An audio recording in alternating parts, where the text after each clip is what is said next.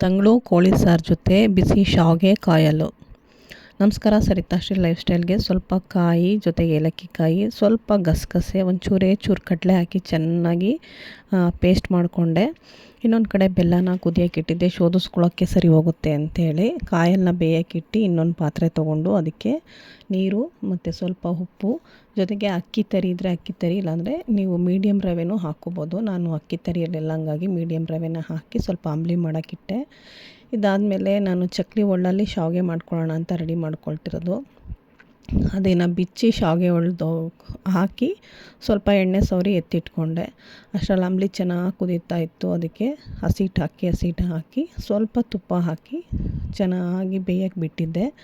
ಅದಾದಮೇಲೆ ಚೆನ್ನಾಗಿ ನಾದ್ಕೊಂಡು ಸುಮಾರು 8 ಶಾವಿಗೆ ಮಾಡಿದ್ದೆ. ಅಷ್ಟೇ, ತುಂಬ ಮಾಡಿರಲಿಲ್ಲ. ಯಾಕೆಂದರೆ ಸಾಂಬಾರು ಇತ್ತು ನನಗೆ, ದೇವಸ್ಥಾನದ್ದು ಸಿಕ್ಕಿತ್ತು.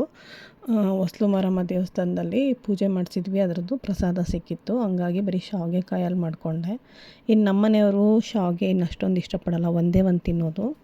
ಸಿಹಿ ಚೆನ್ನಾಗಿದೆ ಅಂತ ನಮ್ಮ ಹುಡುಗರು ಇನ್ನು ಕೋಳಿ ಸಾರಲ್ಲಿ ತಿನ್ನೋಕ್ಕಿಂತ ಸಿಹಿ ಚೆನ್ನಾಗಿದೆ ಅಂತ ಅದರಲ್ಲೇ ನಾನು ಒಂದು ಶಾವಿಗೆನ ಅರ್ಧ ಮಾಡಿ ಚಿಕ್ಕದು ಮಾಡಿದ್ದೆ.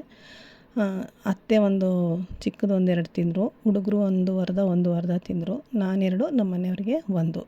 ಕರೆಕ್ಟಾಗಿ 8 ಶಾವಿಗೆ ಮಾಡಿದೆ. ತುಂಬಾ ಚೆನ್ನಾಗಿತ್ತು. ಬಿಸಿಯಾಗಿ ಅಲ್ಲೇ ಮಾಡ್ಕೊಂಡು ತಿಂದರೆ ತುಂಬಾ ಚೆನ್ನಾಗಿರುತ್ತೆ. ಜೊತೆಗೆ ಅದೇನು ನನಗೆ ಅಷ್ಟು ಕಷ್ಟ ಅನಿಸಲ್ಲ, ಆರಾಮಾಗಿ ಮಾಡ್ಕೊಡ್ತೀನಿ. ತಿನ್ನೋರಿದ್ದರೆ ತಿನ್ನಲ್ಲ ನಮ್ಮ ಮನೆಯವರು ಅಂತ ನಾನು ಜಾಸ್ತಿ ಮಾಡೋಕ್ಕೋಗಲ್ಲ. ಇನ್ನು ನಮ್ಮ ತಾಯಿಗಂತೂ ತುಂಬ ಇಷ್ಟ. ಅಮ್ಮ ಇದ್ದಾಗ ಮಾಡ್ತಾಯಿದ್ವಿ. ಈ ನಾಟಿ ಕೋಳಿ ಸಾರು, ಶಾವಿಗೆ, ಕಾಯಲ್ಲು ಅಂದರೆ ನಮ್ಮ ಅಮ್ಮಂಗಂತೂ ತುಂಬ ಇಷ್ಟ. ನಾನು ಇವತ್ತು ಮಾಡಿದ ಕಾಯಲ್ಲಾಗಲಿ ಸಿಹಿ ಎಲ್ಲ ತುಂಬ ಕರೆಕ್ಟಾಗಿ ಚೆನ್ನಾಗಿತ್ತು.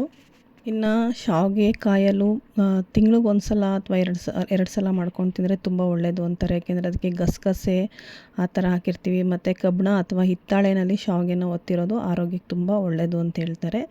ವಿಡಿಯೋ ಇಷ್ಟ ಆದರೆ ಲೈಕ್ ಮಾಡಿ, ಶೇರ್ ಮಾಡಿ, ಸಬ್ಸ್ಕ್ರೈಬರ್ ಆಗಿ. Thank you.